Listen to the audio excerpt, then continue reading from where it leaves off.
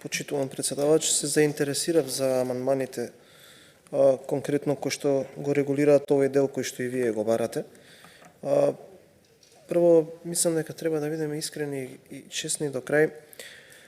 Ја видов ставката за договорни услуги, која што кажавте се зголемува, но мислам дека вие подобро од мене знаете и зошто е тоа така.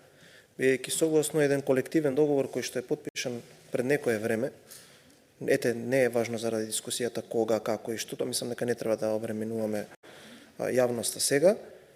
Согласно буџетот на Министерството за одбрана, обврската која што е земена со колективниот договор за плаќање на закупнината доаѓа под оваа ставка. Верувам дека вие знаете, токму затоа и таа ставка е зголемена. Од аспект на платите чувствувам одговорност да ги известам вработените кои што во овој дел од амандманот спаѓаат во категоријата која што вие сте ја навеле, административните службеници, дека на 29 јуни во Министерството за одбрана, во присуство на министерот за одбрана, во Министерство на воени лица кои што се одговорни за тоа, на директорот на секторот за финансии и другите одговорни лица во Министерството, државниот секретар, шефот на кабинетот, е отпочнат нов диалог заедно со сите синдикати со цел склучување на нов колективен договор, каде што покрај другите услови секако дека ќе има и покачување на платата и за воените, но и за цивилните лица кои што работат во Министерството за одбрана. И она кое што е наша обврска, но и наша заложба, покрај тоа што скоро 2 години многу сериозно работиме на зголемување на капацитетите на армијата.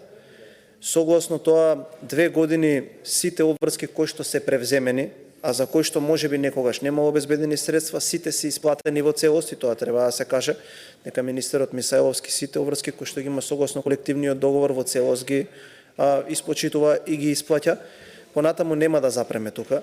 Како што кажав, ќе се склучи нов колективен договор за кој што овие лица ќе бидат испочитувани, но и она кое што е важно да се напомене, дека Република Македонија ќе склучи уште повеќе договори со многу сериозни наши сојузници за набавка на дополнителна опрема, бидејќи ние на тој начин, ако го видите и овде буџетов, ќе видите дека се одвојуваат дополнителни средства за таа намена.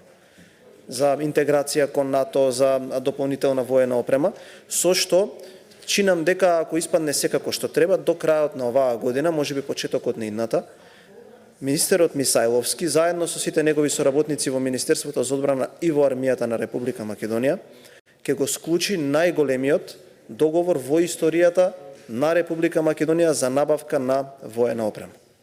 Ние сме, како држава, една можеби од ретките во НАТО алијансата, која што одвојува многу сериозен, па ви кажал дека околу можеби над 4% од бруто домашниот производ за на некаков начин да се операционализира нашата армија, за да биде тоа кое што е, а тоа е гордост на Република Македонија. Така да, ако сакате и ако сметате дека тактиката била, ајде ќе почекаме 2 години па да критикуваме, не сметам дека ќе помине, заради тоа што она кое што ние го имаме како политика, она кое што ние го водиме кон сите други сфери во општеството, не доаѓа во насока на намалување на нечии права, туку во константно зајакнување и зголемување на правата на сите граѓани кои што живеат во оваа држава, без разлика дали се од АРАМ, МАВАРАМ и од сите делови од општеството. Така да, она кое што сакаме вас да ви уверам како поранешен министер, се надевам дека овие преговори ќе бидат завршени што е можно побрзо. Тие ќе бидат инклузивни, транспарентни. Верувам дека имате информации од тоа што се случува во самите преговори.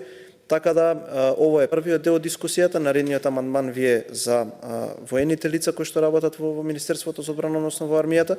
Така да, дополнителни детали ќе имаме и во таа насока. Така да, никој не треба да се грижи, никој нема да биде заборавен. Сите оние кои што на некаков начин имаат конекција со владата ќе бидат соодветно испочитувани. Благодарам. Благодарам за